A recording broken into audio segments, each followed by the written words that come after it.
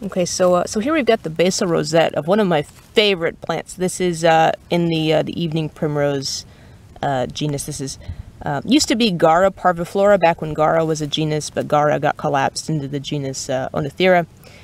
So this is Oenothera curtiflora. Curtiflora meaning short-flowered. So what'll happen is later this year, going into the summer months, this will send out a giant flowering stalk that'll get, you know, maybe up to 4 or 5 feet tall in some cases, and it'll be lined with a bunch of small pink flowers. Oenothera curtiflora.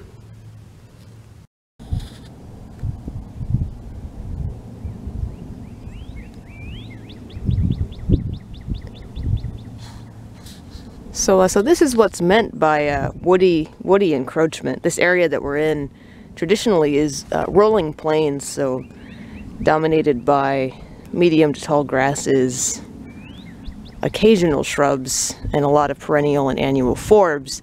But we have this occurring throughout the North Texas area. This is primarily what we're looking at here is invasive salt cedar.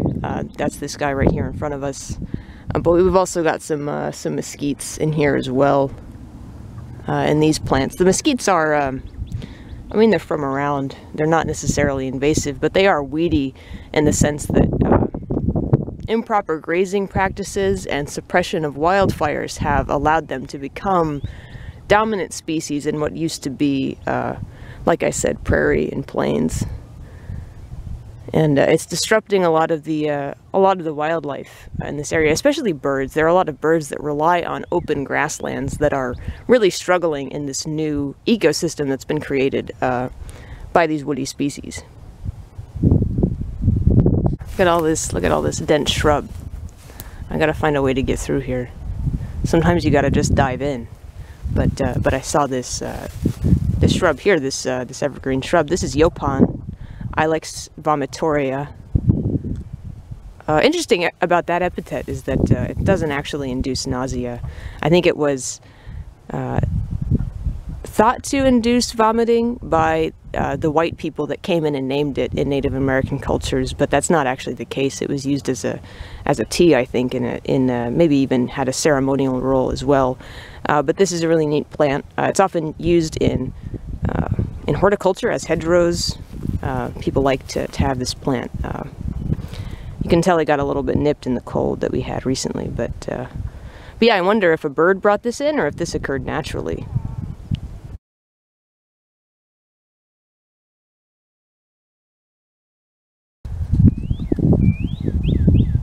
Okay, so here we're looking at a plant community that I'm really excited to do a video on one of these days. We've got 2 dominant shrubs here that have very similar habit. We have the salt cedar that's invasive, Tamarix chinensis, and we have a native poverty weed, Baccharis neglecta, which is a great plant for pollinators. And they have a very similar form, structure, and they occupy a similar habitat. So we're not far from a creek. The water table is probably pretty close to the surface here, and often in this area in North Texas, when I see one, I see the other. And here, actually, in front of us, we've got Baccharis and salt cedar growing side by side. And I think this is pretty common from what I see, right? So this is the Baccharis here, this kind of brown. It got burnt in the last frost we had in the super cold. And then right here, we've got a little salt cedar coming up. You can tell it doesn't have its leaves, and it's got these really red stems. This invasive salt cedar. And I am very curious to see if Baccharis can compete with salt cedar in these areas and maintain a stronghold of a dominant shrub species. Because often I see the salt cedar in effect outcompeting the Baccharis.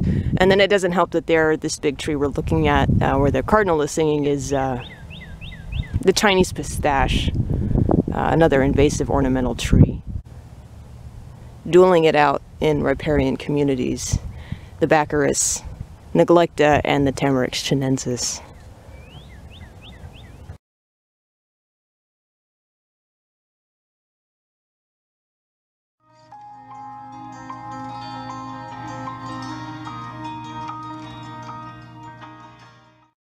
As you can see, we've got this very uniformly spaced stand of trees. Yeah,